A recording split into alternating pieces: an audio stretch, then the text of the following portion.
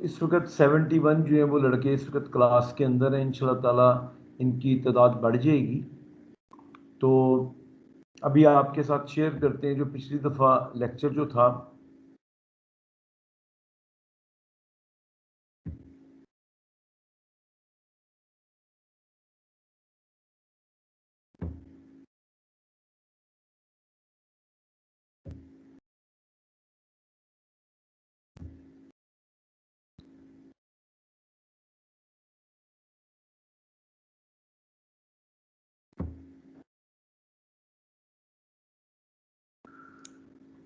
जी, अब आपके सामने ये क्वेरिंग बाय वेजिंग ये तस्वीर आ गई है।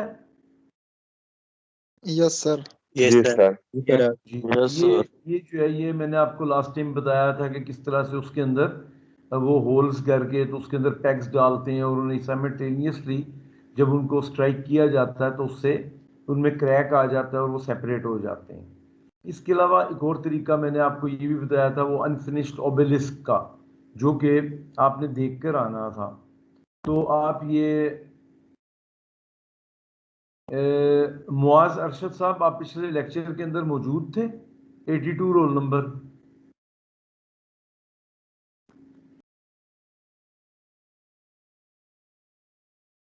Muaz Arshad 82 roll number. आप एब्सेंट हैं क्योंकि आप मेरी बात सुन नहीं रहे ना, और जो आप रिस्पॉन्स नहीं कर रहे, तो 82 जो है वो आपको फिर मैं एब्सेंट कर देता हूँ। अच्छा, यासिर, यासिर जी सर। 182 roll number. आपको आप पिछले लेक्चर के अंदर आए थे कि नहीं आए थे?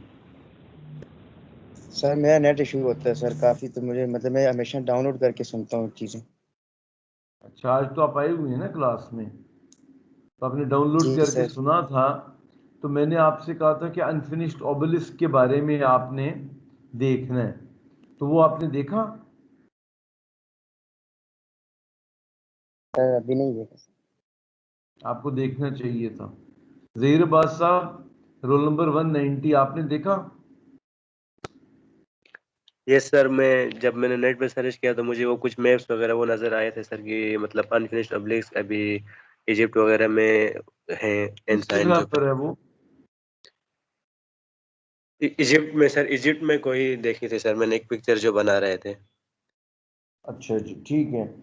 तो आप ये बताएं असदुल्ला, आप ये बताइए मुझे, रोल नंबर 162, आप ये बताएं कि आपने देखा था फिर वो जो आपने सर्च किया था अनफिनिश्ड ओबेलिस्क का जो इजिप्ट में है?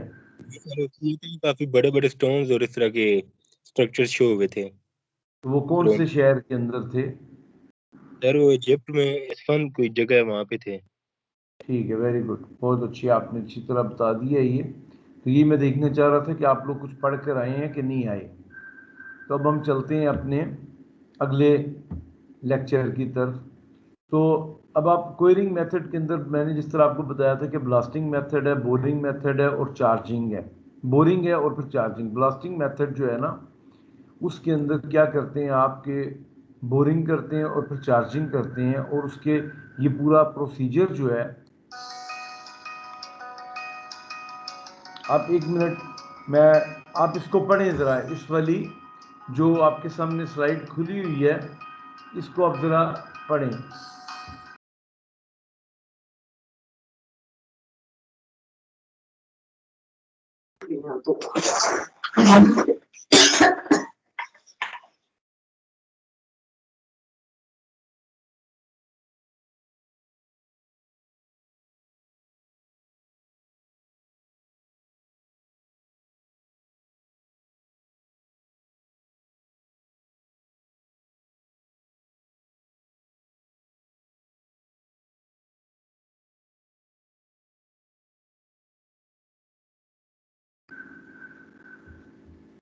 जी, तो ब्लास्टिंग मेथड में ये होता है कि hard and compact rock is blasted out using explosive techniques comprising boring, charging, tamping and firing. तो इसके चार हिस्से हैं, boring, charging, tamping and firing. Boring में ये है कि आप ड्रिल करते हैं होल्स को रॉक में, मुख्तलिफ वो जिस तरह आपको पहले दिखाया था, जंपर है, मैनुअल ड्रिलिंग मशीन है, या मशीन जो है न्यूमेटिक ड्रिलिंग मशीन के साथ, तो उसके बाद आप उसमें एक बोर्स कर देते हैं, यानी सुराख कर देते हैं, या कोई और मैकेनिकल पावर से उसके अंदर सुराख कर देते हैं।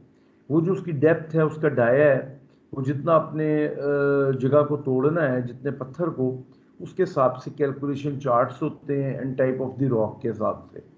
तो उसके अंदर वो जब होल कर देते हैं, उसके बाद उसमें चार्जिंग होती है। चार्जिंग का मतलब है कि उसमें placing of required quantity of explosive जो है वो उसके अंदर डाला जाता है होल के अंदर, जो डिज़ायर्ड लोकेशंस के ऊपर आपने ऑलरेडी होल बनाए हुए हैं।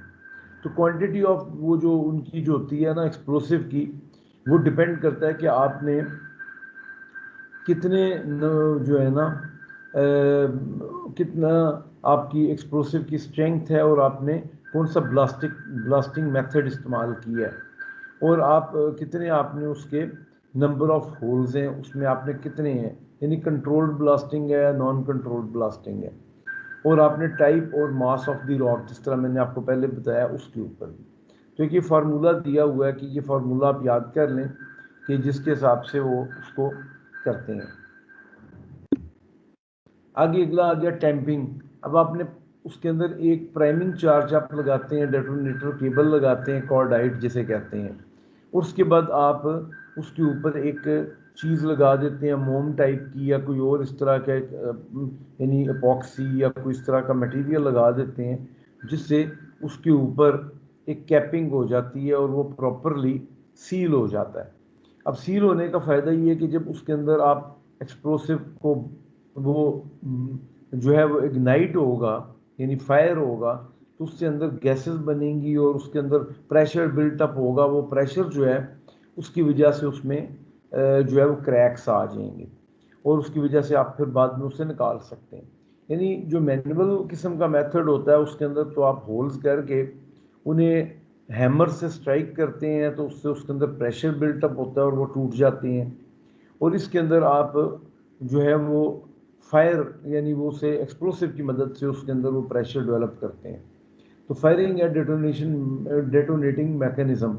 अब ये इलेक्ट्रिकल भी होता है, नॉन इलेक्ट्रिकल डेटोनेटर्स भी होते हैं, या एक फ्यूज इग्निशन होते हैं, जिनमें आप एक तार सी लगा देते हैं, उसे जला देते हैं। वो एक ख़ास उसकी लेंथ जो है वो कैलकुलेटेड होती है कि वो कितने सेकंड के बाद होगा। मतलब है कि अगर आपने उनको एक को आपने ज़रा बड़ा रखा है, तो उसके बाद छोटा छोटा छोटा छोटा आप करते गए हैं, तो उनके उस लेंथ के हिसाब से उसका टाइम हो जाता है कि इतनी देर का। अगर आप उन्हें एक 7 सालों को आग लगाते हैं और आप दूर चले जाते हैं, तो एक ख़ास देर एक अरसे के बाद वो, यानी वो एक आप कह सकते हैं सिंक्रोनाइज्ड मैनर के अंदर वो ब्लास्ट होगा।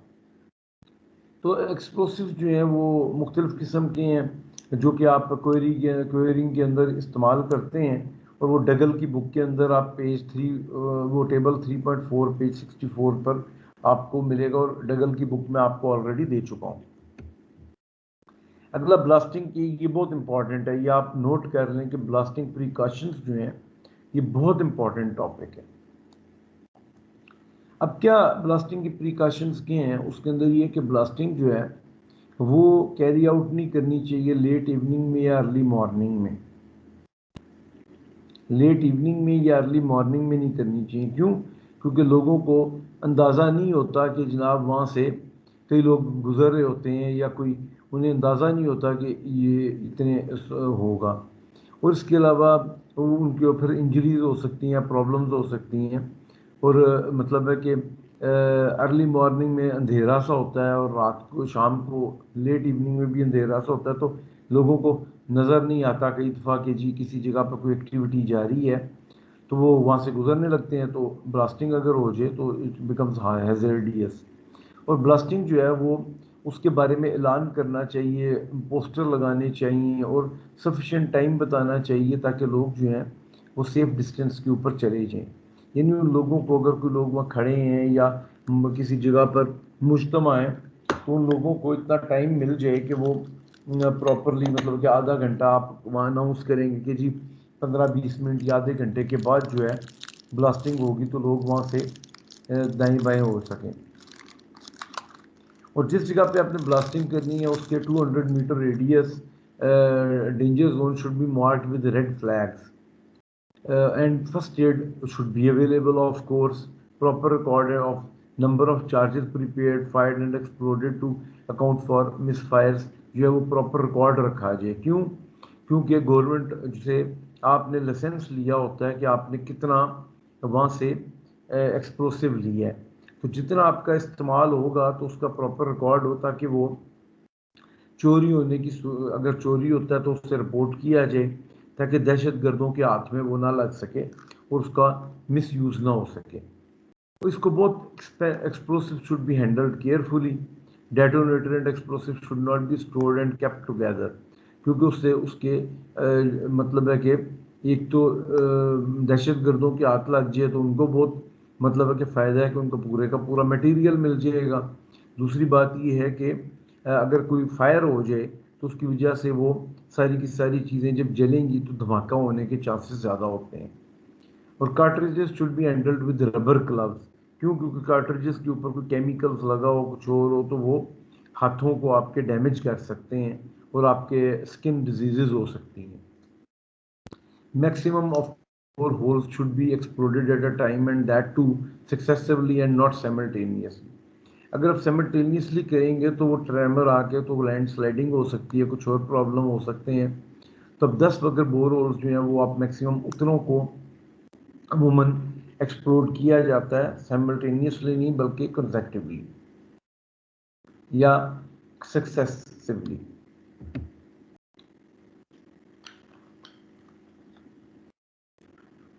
अब इसको स्टोरेज ऑफ एक्सप्लोसिव है, यानी ये ब्लास्टिंग प्रिकॉशंस था पहले, अब हम कह रहे हैं स्टोरेज ऑफ एक्सप्लोसिव। ये आप पढ़िए जरा।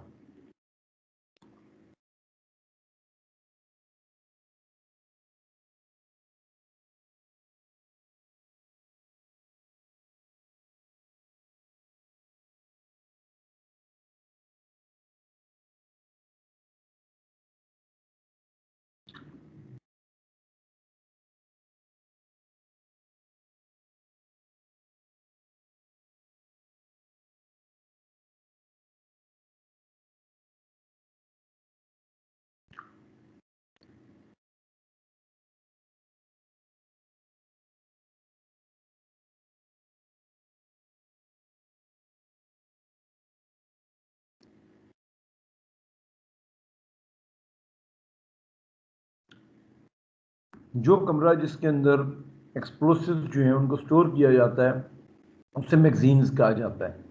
और ये इसके अंदर जो मैगजीन जो बिल्डिंग है, इसके अंदर जो ट्यूबलाइट्स लगती हैं, जिसके अंदर जो इलेक्ट्रिकल इक्विपमेंट्स लगते हैं, इसमें जो सारी चीज़ें हैं वो इस तरह की होनी चाहिए कि जिसके अंदर जो है स्पार्क ना हो।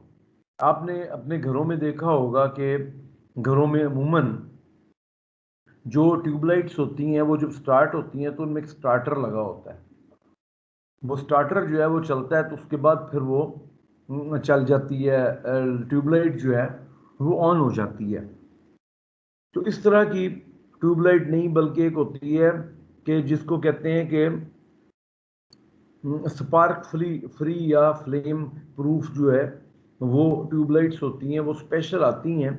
और नॉर्मल ट्यूबलाइट अगर आपकी 1000 रुपीज़ की है तो वो 5000 रुपीज़ की, 4000 रुपीज़ की उनकी कॉस्ट होती है। तो इस तरह की जो ट्यूबलाइट्स हैं उनको लगाया जाता है ताकि वो एक्सप्लोसिव जो हैं उनको किसी स्पार्क से या किसी और चीज़ से वो आग ना पकड़ लें, क्योंकि बड़ी सेंसिटिव काम है। साथ ही है कि वहाँ हीट का और कोल्ड का यानी टेम्परेचर का बहुत ख्याल रखा जाता है। इसलिए मैगजीन्स जो हैं इनको अमूमन कोशिश ही की जाती है कि ऐसी जगह पे जहाँ मॉइस्चर भी ज़्यादा ना हो, मॉइस्चर भी ना हो, और इसके अलावा वहाँ प्रॉपरली वेंटिलेटर्स वगैरह भी ऊपर लगाए जाते हैं हाई लेवल के ऊपर। और उसकी जितनी भी वायरिंग है वो वायरिंग जो है वो ओपन वायरिंग नहीं होती बल्कि स्पेशलाइज्ड वायरिंग होती है। उस वायरिंग के अंदर बकायदा वो जोड़ नहीं लगाए जाते। उसमें जोड़ इसलिए क्योंकि स्पार्क जो है वो नहीं होना चाहिए। इवन उनके ऑन ऑफ के स्विचेस भी जो हैं वो या तो उस कमरे से बाहर होते हैं या फिर उनको जो हैं वो स्पेशल किस्म के इंपोर्ट करके या स्पेशल बना कर तो उनको लगाया जाता है जिसमें स्पार्क ना हो। So smoke or fire should not be allowed in the nearby areas। कोई आग ना लगाई जाए, टेम्परेचर ना बढ़ाया जाए उधर, और एक्सट्रीम हीट और कोल्ड का से और मॉइस्चर से बचाया जाए।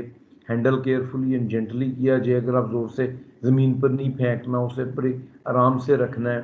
और उसके बाद ये जो मैगजीन्स की जो बिल्डिंग है, इसके इर्द गिर्द जो है बाकायदा एक बारबर्ड वायर और फेंस और दीवार बनाई जाती है, और एंट्री जो है वो सिर्फ एक पॉइंट से होती है और एग्जिट भी एक पॉइंट से होता है।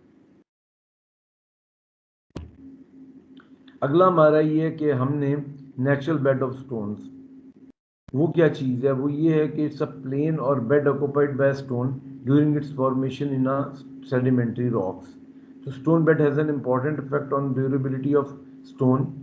The natural bed has an important effect on the durability of the stone. The stone should be so placed that the load line is at right angles to the natural bed. In the case of metamorphic rocks, the plane of foliation or the plane of cleavage is assumed to be its natural bed. It is very difficult to trace the natural bed in the case of igneous rocks, and the natural bed is not given due attention.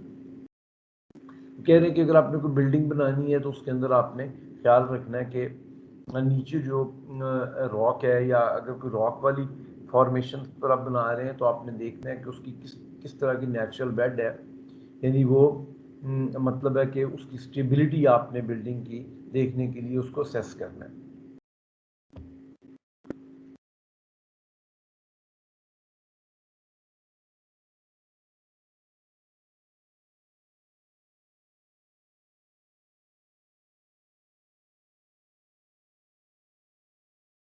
आगे हम जाते हैं कि stone dressing. Stone dressing एक ऐसा अमल है जिसके अंदर आप जो स्टोन्स हैं उनको प्रॉपर शेप के अंदर काटते हैं। और stone dressing is a process is a art in which the different stones are cut to the required dimensions, और उनकी फेस बनाया जाता है और सारा।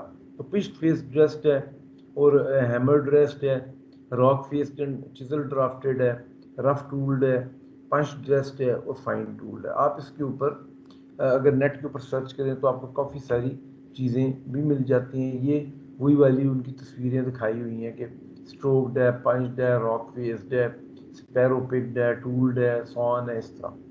ये इतना इम्पोर्टेंट उस तरह तो नहीं है, लेकिन ये है कि आपको अब जिस तरह ई है टूल्ड। ये टूल जो है ये नॉर्मली टेक्सटाइल में अगर आप हों तो आपको हम दिखाते हैं कि इस तरह का लोग काम कर रहे हैं, तो उनसे हम मुख्तलिफ़ किस्म की वो उसके ऊपर जो है वो लोग जो हैं वो नक्शो नगार भी बनाते हैं ताकि उससे खूबसूरती आपको रॉक की जो है वो नज़र आए। तो ये नॉर्मली ये जो टूल्ड होते हैं इनको कुछ अरसे के बाद, अगर ये सेडिमेंट्री रॉक्स हैं तो मतलब है कि कुछ सालों के बाद, 10-20 सालों के बाद उनकी फेस जो है वो अगर ख़राब होते हैं तो दोबारा उसके ऊपर जो है वो फेस उसका बनाया जा सकता है। आगे हमारा कि स्टोन को आप केयर कैसे करेंगे। आपने एक बिल्डिंग में या तो फेसिंग के ऊपर स्टोन लगा दिया या आपने उसकी बिल्डिंग में स्टोन लगा दिया, तो आपने उसकी किस तरह से स्टोन की केयर करनी है। क्योंकि देखिए जिस तरह हमने इंजीनियरिंग जियोलॉजी में पढ़ा था, वी हैड स्टडीड ऑलरेडी कि stones they undergo different type of changes due to the weathering effects. मिसाल के तौर पे उसको अगर आप वॉश करते हैं, अगर उस पर बारिश गिरती है तो एसिड अगर उसमें है बारिश में, तो एसिडिक रेन की वजह से उसके ऊपर अगर सेडिमेंट्री रॉक है या लाइमस्टोन है तो बहुत ज़्यादा उस पर इफेक्ट आ सकता है। तो deterioration of the stone care में डिटोरेशन ऑफ द स्टोन पहले हम पढ़ेंगे ताकि हमें पता चले कि उसमें क्या क्या प्रॉब्लम्स हो सकते हैं ना। तो रेन से ये होता है कि रेन जो है that acts both physically and chemically on the stones. अच्छा, now what happens that the physical action जो है उसका that is due to the erosive and transportation powers which we had already studied कि अगर उसको sand जो है वो उसका टकराती है, सैंड वाली एयर टकराती है तो उसके ऊपर अब्रेजन कर लेती है। और जो इसके अलावा इसमें कंपोजिशन और ऑक्सीडेशन और हाइड्रेशन ऑफ द मिनरल्स जो है वो भी जो है उसको हाइड्रेशन ऑफ द मिनरल्स जो स्टोन्स के अंदर प्रेजेंट है उनके ऊपर भी कंपोजिशन और ऑक्सीडेशन और हाइड्रेशन होती है उनकी, यानी उसके ऊपर जब वो एसिड वगैरह और एसिड वाली रेन होती है तो उससे इफेक्ट होता है, जिसको आप कह सकते हैं कि केमिकल एक्शन होता है। तो फिजिकल एक्शन जिस तरह आपको बताया कि alternate wetting by rain and drying by sun causes internal stresses in the stones and consequent disintegration उसकी हो जाती है। और केमिकल के अंदर है कि एसिडिक रेन जो है इंडस्ट्रियल एरियाज में वो वाटर जो है वो रिएक्ट करता है और स्टोन्स के कॉन्स्टिट्यूएंट जो हैं उनके ऊपर इफेक्ट करता है। आपको पता है कि स्टोन्स जो हैं अगर वो पोरस होगा तो उसमें एब्जॉर्ब भी हो जाएगा, जब वो एब्जॉर्ब होगा तो अंदर उसमें जब वो पानी वगैरह जाएगा तो उसकी वजह से उसमें केमिकल एक्शन हो जाएगा। आगे फ्रॉस्ट, विंड, टेम्परेचर चेंजेस और वेजिटेशन ग्रोथ जो है वो भी इस पे इफेक्ट करती है। तो फ्रॉस्ट ये है कि in rock places frost pierces the pores of the rock। तो मैंने आपको पहले भी फ्रॉस्ट एक्शन का, विंड का, टेम्परेचर चेंजेस का और वेजिटेशन ग्रोथ के बारे में मैं पहले भी आपको बता चुका हूँ। फिर एक चीज़ जो है उसमें ये है कि जब बैक्टीरियोलॉजिकल प्रोसेसेस भी उसके अंदर हो सकते हैं और उसकी वजह से माइक्रो ऑर्गेनिजम्स वगैरह एसिड बनाते हैं और उसकी वजह से भी एसिड अटैक होता है, इससे भी डिटोरिएशन हो सकती है। एक चीज़ और होती है जिसको कहते हैं म्यूचुअल डिके। ये इंपॉर्टेंट है, आप ये लिख लें कि mutual decay is important work. इसमें ये होता है कि different types of stones are used अगर हों तो उनके अंदर एक म्यूचुअल डिके हो सकता है। मिसाल के तौर पे सैंडस्टोन जो है वो अगर लाइमस्टोन के नीचे हो जाए तो उससे केमिकल्स बनते हैं, यानी कैल्शियम कार्बोनेट में पानी मिलकर लाइमस्टोन पर जब गिरता है या उसके साथ उसके होता है तो उससे केमिकल जो नीचे गिरता है लाइमस्टोन के ऊपर तो वो उसे डिटोरिएट कर देता है। उसका केमिकल एक्शन इस तरह होता है कि वो उसके लिए हार्मफुल है। तो केमिकल एजेंट्स जो हैं smokes, fumes, acid fumes present in the atmosphere deteriorate the stones or stone containing calcium carbonate, magnesium carbonate are affected badly।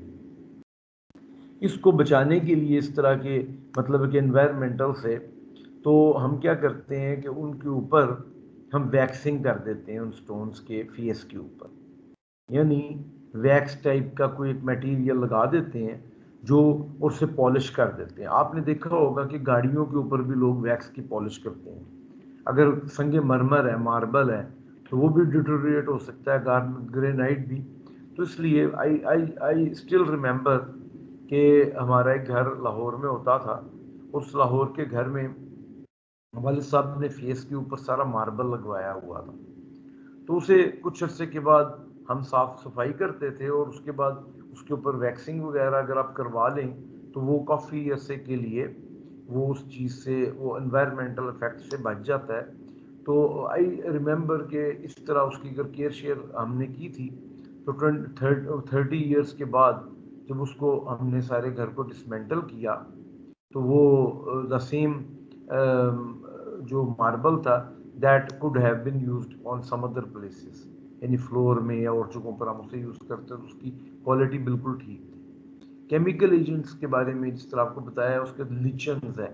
लिचन्स ये हैं कि वो एक फंगस वगैरह होती है और इस तरह की चीज़ें होती हैं, ये डिस्ट्रॉय कर देती हैं लाइमस्टोन को लेकिन act as protective coats for other stones. ये आपके जब लाइमस्टोन्स के साथ ना मिलके तो इससे एक केमिकल सा होता है और वो कैल्शियम कार्बोनेट जो है वो डिटोरिएट हो जाता है, लेकिन बाकी जो हार्ड किस्म के स्टोन्स हैं उनमें इस तरह का इसका इफेक्ट नहीं है। अब हम करें क्या, हम किस तरह से उसे डिटोरिएशन जो है उससे स्टोन को बचाएं। हम उसके लिए ये है कि हम एक तो इनिशियल सिलेक्शन है कि आपका स्टोन ही अच्छी क्वालिटी का हो। आप कॉम्पैक्ट क्रिस्टलाइन स्टोन इस्तेमाल करें पोरस मटेरियल के बजाय। अब पोरस मटेरियल जो है वो आप इसलिए यूज़ नहीं करते क्योंकि उसमें पानी चला जाता है और जिस जगह पर बहुत ज़्यादा ठंडक है, फ्रीज़ हो सकता है, तो फ्रीजिंग एंड थाइंग से वो पोर्स में वॉल्यूम बढ़ता है और वो जो है उसमें क्रैक्स आ सकते हैं। सीजनिंग का मतलब ये है कि जब आप किसी स्टोन को कहीं से निकालते हैं तो उसके बाद आप उसको किसी जगह पे 6 महीने या 3 महीने के लिए रखते हैं ताकि उसका मॉइस्चर भी निकल जाए और वो प्रॉपरली जो है ड्राई हो जाए, तो और वो यूज़ के काबिल हो जाए। तो सीजन स्टोन जो है वो they are less liable to deterioration due to frost and acids. फिर आगे नेचुरल बेड्स है कि placing on natural bed provides greater strength and is detrimental to rain and frost. Surface finish उसकी जो है वेल ट्रेस अगर आप करेंगे, स्मूथ फिनिश करेंगे और पॉलिश करेंगे तो ज़्यादा ड्यूरेबल रहेगा वो स्टोन। एक्सटर्नल रेंडरिंग का मतलब है कि आप पॉइंटिंग करते हैं, प्लास्टरिंग करते हैं ताकि उसके अंदर जो उनके जॉइंट्स हैं उनके अंदर पानी ना जाए और वो पानी अंदर जाके मॉइस्चर उसके अंदर स्टोन के अंदर ना जाए, जिसकी वजह से वो फ्रीजिंग थाइंग या और अफेक्ट्स हो सकते हैं या एसिड का अफेक्ट हो सकता है। प्रॉपर मेंटेनेंस का मतलब है कि आप उसे वॉश करें, रिमूव करें डर्ट को, डस्ट को, और इसके अलावा आप एप्लीकेशन करें प्रिजर्वेटिव, मिसाल के तौर पर एलिमिनेट कॉजेज ऑफ डिटोरेशन। आप उसमें प्रिजर्वेटिव के अंदर आप उसमें वैक्सिंग कर सकते हैं, उसके ऊपर पॉलिश कर सकते हैं, आप उसके ऊपर मतलब है कि आप उसकी इंस्पेक्शन करने के बाद कोई इस तरह की आजकल तो बहुत सारी चीज़ें आ गई हैं, पॉलीमर्स आ गई हैं, आप उसके ऊपर लगा सकते हैं। तो जिस तरह आपने पहले भी पढ़ा कि cure is better than medicine, तो cure is better than medicine वाला इधर भी होता है कि आप उसका ख्याल रखते रहें स्टोन का, तो ये बहुत अरसे तक आपको जो है वो खूबसूरती और आपको सर्विस दे। अच्छा, स्टोन्स जो है इनको आप ड्राई भी रखना चाहिए, इसको मुख्तलिफ़ किस्म के उसके ऊपर कोटिंग आप कर सकते हैं, paraffin, linseed oil, light paint वगैरह की, डिपेंड करता है कि किस तरह का स्टोन है। अगर आपका संगे मरमर है तो उसके ऊपर आप और तरह की करेंगे, अगर आपका ब्लैक टेक्सला स्टोन है उस पर और तरह की आप कोटिंग करेंगे। आप चीप किस्म की कोटिंग उन पर भी कर सकते हैं, जो पोर्स टाइप की हैं उनमें आप कर सकते हैं पैराफिन वगैरह की या वैक्सिंग की। तो stone should be washed with water and steam to remove dirt and salt, उससे पहले आप करेंगे। फिर इंडस्ट्रियल टाउन्स के अंदर आप उसे application of solution of baryta BaOH whole twice to form insoluble barium sulfate, वो आप उसे एप्लीकेशन करते हैं उसके स्टोन पर, तो बच जाते हैं इंडस्ट्रियल टाउन में केमिकल्स अटैक वगैरह से। Preservative treatment only slows down the decay but does not stop it. अगर एक दफ़ा आपको उसमें अगर कोई काम इस तरह का प्रॉब्लम स्टार्ट हो गया तो आप उसे प्रिजर्वेटिव उसका कोई फ़ायदा नहीं, इतना ज़्यादा होगा। तो इसलिए आपने उसको प्रिजर्वेटिव जो ट्रीटमेंट्स करनी है वो आपने शुरू में करनी है, क्योंकि अगर उसमें एक दफ़ा डिके स्टार्ट हो गया तो फिर आप रोक नहीं सकेंगे, रिवर्सिबल प्रोसेस नहीं कर सकते प्रिजर्वेटिव से। इसलिए आपको शुरू के अंदर इसका ख्याल करना पड़ेगा। अब आप सिलेक्शन अगर आपने स्टोन करनी है किसी भी जगह पे, तो उसके अंदर आपकी कई चीज़ें, कई अवामल हैं जो कि उसमें कार फरमा होते हैं, जिसमें कॉस्ट है आपकी कितनी उसकी कॉस्ट है, और quarrying, cutting, dressing, transportation charges वगैरह इसमें इन्वॉल्व होते हैं। Fashion and ornamental values including colour, shade extra, specially after prolong usage. Durability होनी चाहिए कि आपको resistance to fire and wetting. आपने जब सिलेक्ट करना है तो आपने अब ये इसमें सिलेक्शन ऑफ स्टोन्स में है कि आपने किस तरह के स्ट्रक्चर के लिए किस तरह का स्टोन इस्तेमाल करना है। ये बहुत इंपॉर्टेंट है कि हैवी इंजीनियरिंग वर्क्स के अंदर आपने किस तरह का करना है, बिल्डिंग फेसिंग द सी में किस तरह का करना है, इंडस्ट्रियल एरिया में किस तरह का करना है, आर्चेज में फाइन ग्रेन सैंडस्टोन इस्तेमाल करना है, बिल्डिंग फेस वर्क में मार्बल वगैरह करना है, फायर रेजिस्टेंट स्ट्रक्चर में कॉम्पैक्ट सैंडस्टोन करना है या सिलिशियस टाइप का, और रोड मेटल और एग्रीगेट के अंदर आप ग्रेनाइट, साल्ट, क्वार्टजाइट इस्तेमाल कर सकते हैं। रिवर ब्लास्ट में आप कोर्स ग्रेन सैंडस्टोन, क्वार्टजाइट कर सकते हैं, और इलेक्ट्रिकल स्विच बोर्ड्स में स्लेट और मार्बल को आप यूज़ करते थे, लेकिन आजकल तो हम प्लास्टिक वगैरह यूज़ करते हैं ना, प्लास्टिक, बेकोलाइट, इस तरह की चीज़ें हम यूज़ करते हैं। तो Aahista Aahista with the passage of time और चीज़ें आ गई हैं, लेकिन स्लेट और marble they were very good for the electrical switch boards and they have been used for years and years. Another thing is artificial stone. देखिए, this is the normally this is the wish of every human to have a beautiful home. जब आपकी उम्र ज़्यादा होती है, आपका दिल करता है कि आप किसी जगह पे सेटल हों, आप एक अपने घर में रहें, आपका घर एक खूबसूरत हो, लोग उसकी तारीफ़ करें, लोग और आपको उस घर में सुकून मिले, उसका बाहर से इस तरह की खूबसूरती हो कि अगर उसमें बाहर एक लॉन है और लॉन के अंदर अगर आप बैठे हुए हैं और आपके उसके फेसिंग आपको नज़र आ रही है जिस पर प्यारा सा स्टोन लगा हुआ है, बहुत खूबसूरती है, तो आपके दिल में खुशी होती है। प्यारे से दरख्त हैं वहाँ छोटे छोटे लॉन में और उनके को एक बड़ा दरख्त है जिसकी छाँव के अंदर आप बैठे हुए हैं, हवा चल रही है, सामने आपका घर जो है उसका बड़ा प्यारा सा फेस नज़र आ रहा है और आप वहाँ बड़ा मज़े से एंजॉय कर रहे हैं।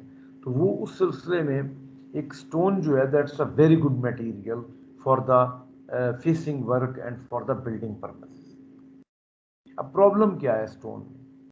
जो स्टोन के अंदर सबसे बड़ा प्रॉब्लम है वो ये है कि आपके जो स्टोन्स हैं वो पहाड़ी इलाकों में तो आपको मिल जाएंगे, या जिस जगह पर रॉक्स हैं उधर तो मिल जाएंगे, लेकिन जिस जगह पर रॉक्स वगैरह नहीं, मैदानी इलाके हैं, उस जगह पर आप क्या करेंगे? उधर तो आपको जो स्टोन को लाने की जो कॉस्ट है वो स्टोन की कीमत जितनी है उससे ज़्यादा पड़ेगी।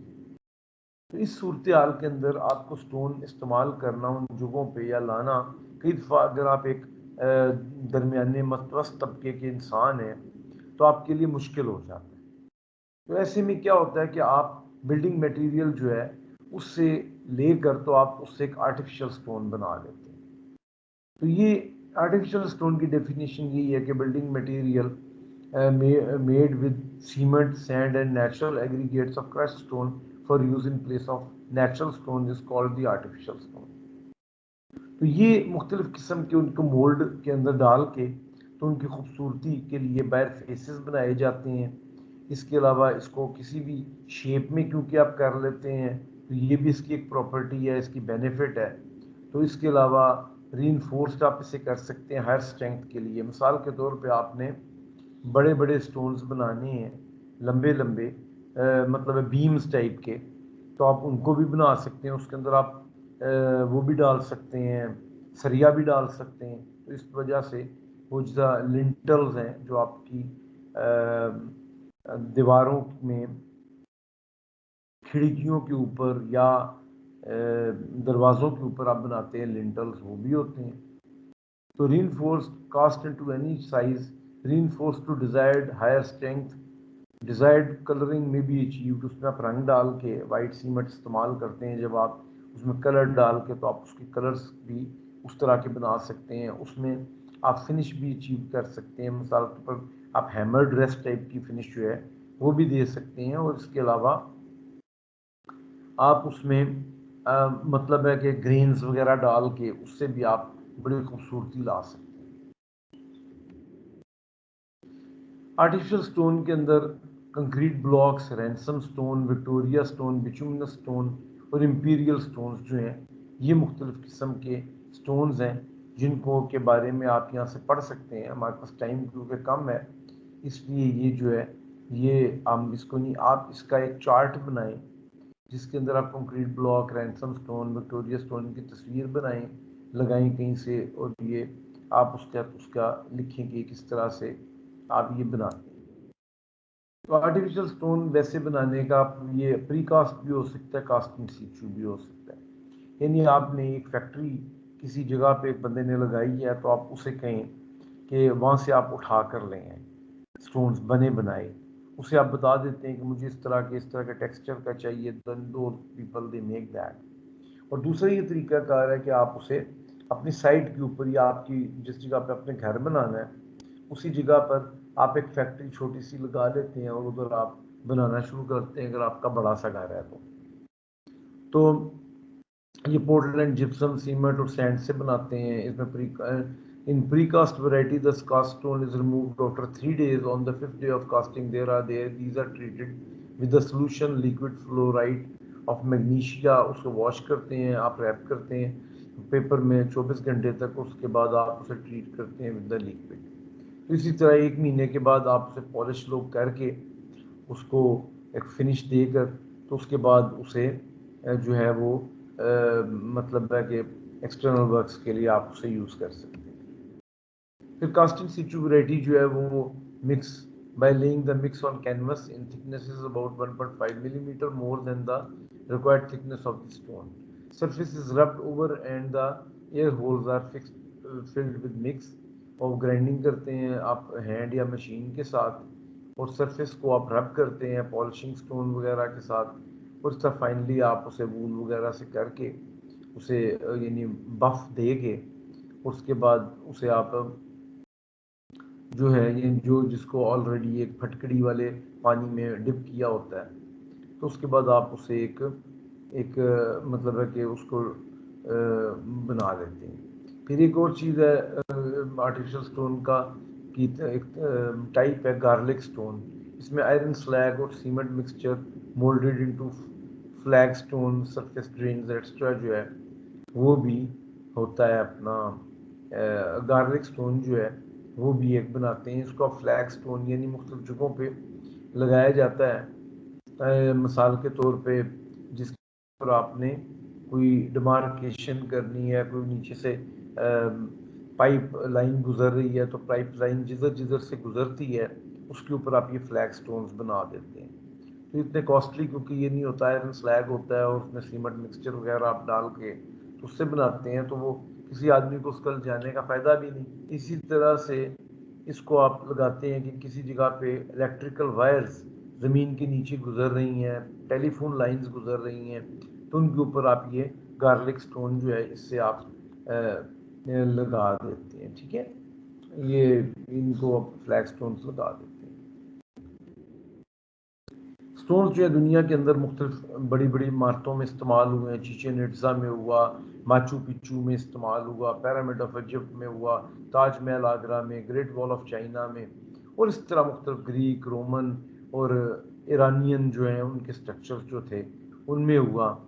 हमारे पाकिस्तान के अंदर कायद आज़म का जो मकबरा है कराची में उसमें, और बादशाही मस्जिद जो है लाहौर में, रोहतास फोर्ट के अंदर, जीटी रोड के ऊपर मुख्तलिफ जगह के ऊपर, और सक्खर में लॉयड ब्रिज वगैरह बैराज वगैरह में, वहाँ ये पत्थर जो है वो यूज़ हुआ एक्सटेंसिवली।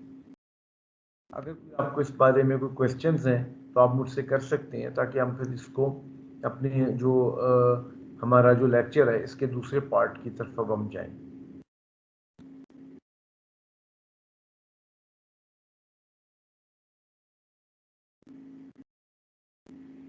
जी जनाब, कोई आपको क्वेश्चन वगैरह है तो पूछ सकते हैं आप। ।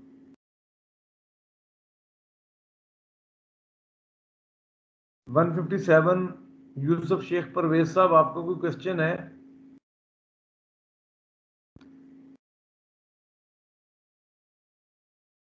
ख्वाजा ज़ैन साहब 121 रोल नंबर। No sir.